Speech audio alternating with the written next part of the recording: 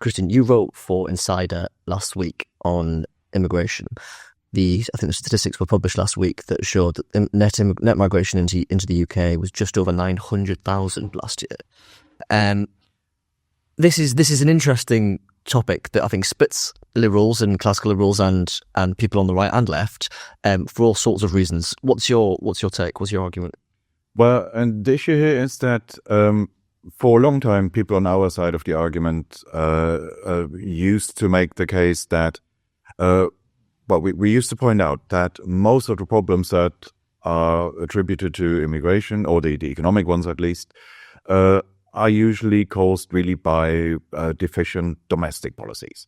So the point being that all the areas where we always hear they're under pressure because of migration, they can't cope with it, these are all things that are either provided by the state or the state controls the key input factor. So you either have the public services, healthcare and education, or you have the housing market where, again, going back to our old obsession, the state controls the key input factor. And we've often used that logic to point out, look, the problem isn't migration per se, it's just the way we manage those areas. It's a political choice, it's a self-imposed constraint. And in recent years, with these record level numbers, I've started wondering, is this really a helpful case to make? Because even though it's technically correct, in effect, what you're saying when you make that argument is, you're saying we could cope with 900,000 people coming if we completely changed the way politics works. You would need some pretty radical reforms across a range of sensitive, difficult policy areas.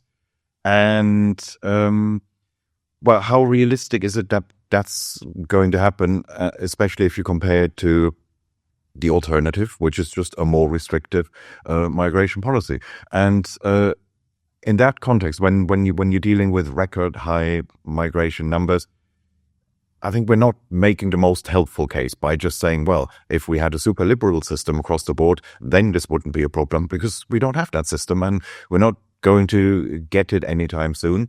So, I think we need to recognize that this is an I wouldn't start from here position, but given those constraints, it's not illiberal to say, yes, given the way things are, these numbers are overwhelming. In a lot of areas, it isn't possible to cope with them. Yeah. And I think the thing that's interesting, Kristian, is you've written before about, this may have been the title of the piece, or it may just have been the theme, but picking the low-hanging fruit on immigration. Now, I think one thing I worry about with this immigration debate is that, in a sense, the baby gets thrown out with the bathwater, that everyone sort of shifts. I think it's probably true that maybe immigration has got out of control. There are lots of bad aspects to that, politically and economically and socially and everything else as well. But I think you are getting this trend on the right to say, and actually, the economists have been completely wrong about immigration. Although free movement of everything else is economically helpful, free movement of labour, that's bad because it discourages businesses from investing or something, right?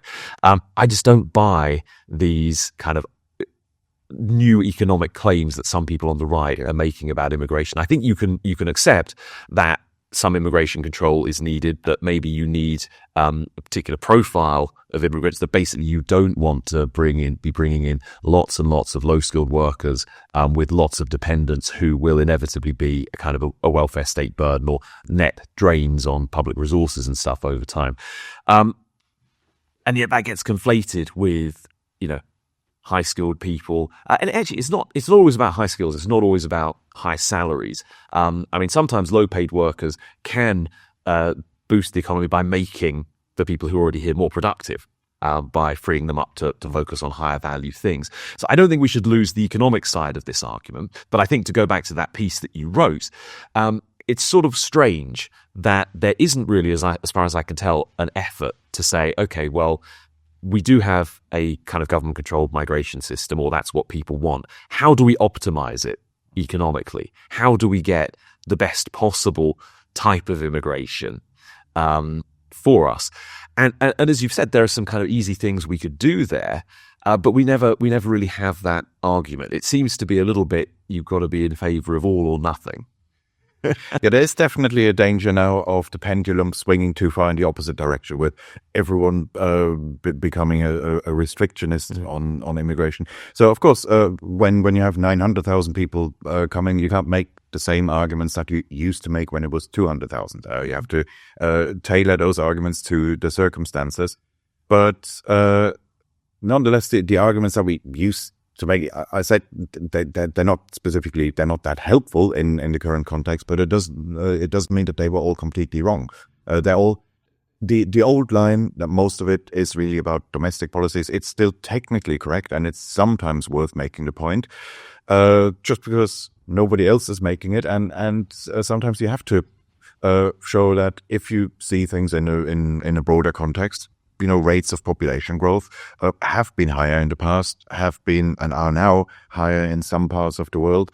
And it's the constraints that we have on making this work are not God-given. They're not somehow a force of nature. They are ultimately a political choice, even if that is a political choice where we know and can accept it's not going to change over the next 2 or 3 years or so. But it's nonetheless worth highlighting that it remains true that you don't hear complaints about how the retail sector can't cope. They're not saying, "Oh no, there's too much demand. It's so terrible. We've got empty shelves all the time." But if we had a government-controlled retail sector, that's exactly what would happen. And then you would have the Nigel Farage-type politicians saying, "Well, our national retail service, of course, it can't cope with those population numbers, so we need to have stricter border controls." Yeah, you're absolutely right. And your piece, I think, if it wrapped up by saying Liberals need to have their first preference as to how things should run, but also their second, third and fourth, depending on the political climate we're working in, which is effectively why we exist here at the IEA. I'm afraid that's all we've got time for today on the IEA podcast, but thank you for joining us. We'll be here again next week.